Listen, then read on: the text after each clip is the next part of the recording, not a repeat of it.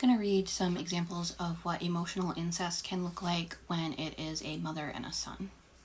This first one is titled Mom's Little Man. When Ed entered therapy, he was forlorn with an air about him that said, "Don't try to help me, I can do it myself." Serious in expression and rigid in manner, he answered questions more like a good soldier than somebody seeking help. He wasn't sure why he was in a therapist's office, except he had felt depressed for too long and couldn't get rid of the feeling. After many sessions, Ed finally became more comfortable and began to open up. In an almost proud and boastful manner, he described his childhood. "I was 7 when my dad left the house. I really never knew why, and I don't have a lot of memories before that age. I only knew I was the oldest in a family of 8, and it just seemed like I was the new dad. In fact, I can still remember my mom's words the day after my father left.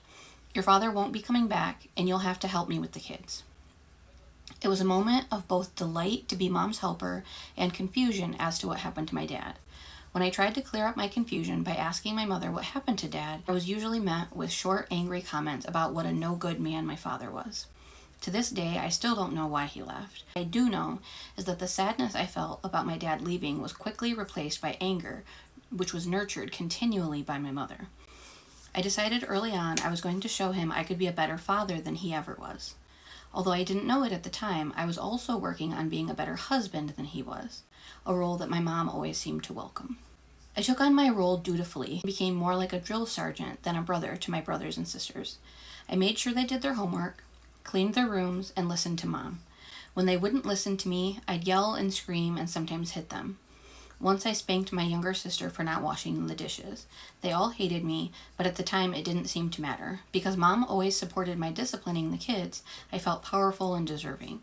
I also began doing odd jobs in the neighborhood and got a paper route so I could help Mom support the family. I was serious and dependable, so I readily got jobs that were meant for people older. By the time I was 11, I was handing out allowances to each of my brothers and sisters. In school, I always felt distracted by my responsibilities at home and never had time to play or join in extracurricular activities. By the time I was 12, I was a grown man who had never known the meaning of play and fun.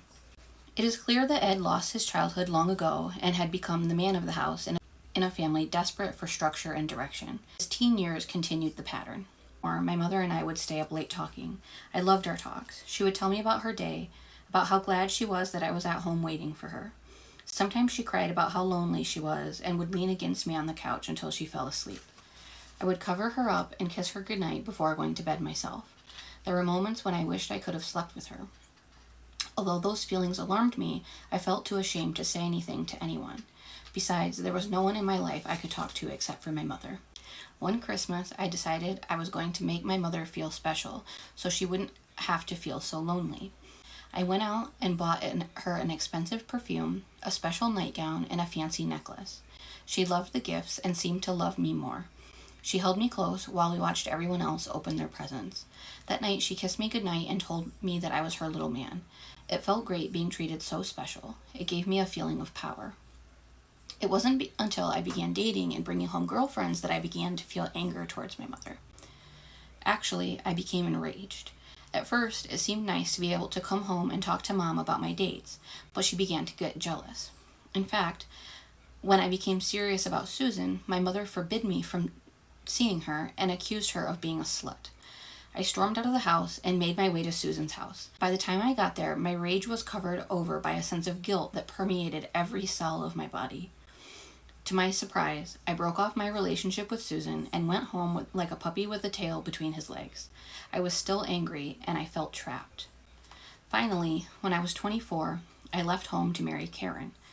Karen was a nice girl. My mother didn't seem too threatened by her and reluctantly approved of her. It seemed like a juggling act to attempt to get my needs met and not feel guilty at the same time. Shortly after I married, I became engrossed in my work. I was a powerful, competent, and successful on the outside, but I felt impotent and angry on the inside. My marriage lacked vitality and passion.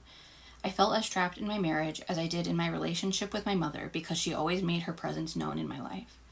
At work, I began to find myself more and more angry at female subordinates, eventually being seen as a chauvinist.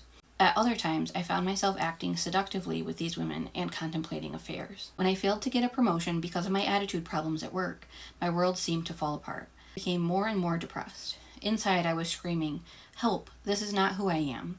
Yet I had no idea who I was. Guilty, confused, and angry, I finally sought help.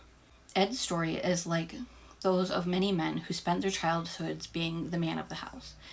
Men like Ed are blamed for not being emotionally available for intimacy because of workaholism and chauvinistic attitudes. These are symptoms of root pain and suffering hidden behind an arrogant, boastful facade.